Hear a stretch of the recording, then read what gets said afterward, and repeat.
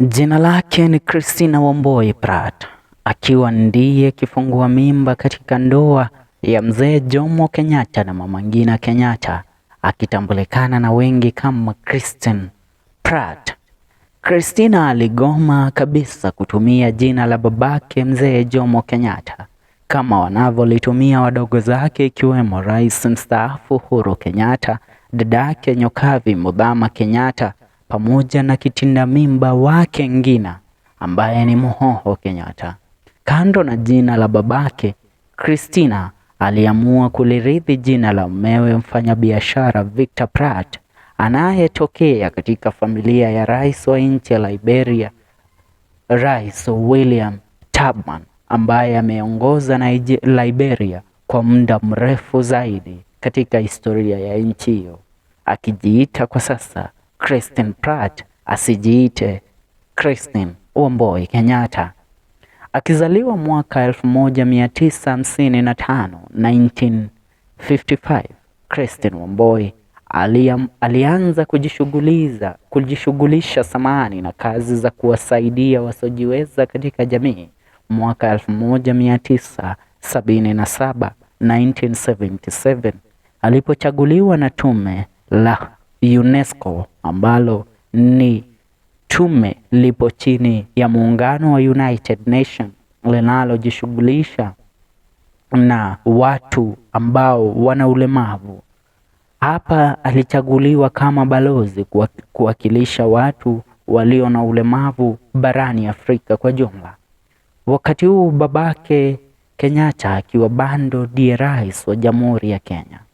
Mwaka 1979, 1979, mwaka moja baada ya kifo cha babake Kenyatta, alipokea tunzo Wamboi, na ikiwa ni tunzo yake ya kwanza kwa mchango wake katika kusaidia wale waliokuwa na matatizo ya ubongo ama the mentally handicapped nchini Kenya. Mchango wake katika kuwasaidia watu walio na ulemavu ulimzoelea umaarufu mkubwa. Mwaka 1980, ikiwa ni mwaka 1980, wakati rais wa wakati ule wa Marekani Jimmy Carter alimpa kongole zake mwenyewe Kristin PRATT kwa mchango wake mkubwa katika kuwasaidia wasiojiweza na watu waliokuwa na ulemavu barani Afrika. Kwa sasa Wamboi anahudumu kama mkubwa wa National Fund for the Disabled of Kenya chini ya serikali yake Rais William Ruto, ambapo amechangia pakubwa katika kuisukuma serikali ya Jamhuri ya Kenya kuwapa kipaumbele walemavu katika jamii na pia kuweza kutoa hela za kuwasaidia wasiojiweza. Kati ya mataji ambayo amejizolea Wamboi kupitia mchango wake katika jamii ni pamoja na Elder of the Order of Burning Spear, ikiwa ni EBS Award, pamoja na the Chief of the Order of the Burning Spear CBS kwa mchango wake katika kuwashughulikia walemavu nchini Kenya. Bado anazidi kung'aa na anazidi kuweza kuwashughulikia wasiojiweza katika jamii. Kumbuka, huyu pekee ndiye ambaye ni moja kati ya wale ambao wamejitenga kabisa na siasa za familia ya Kenyatta.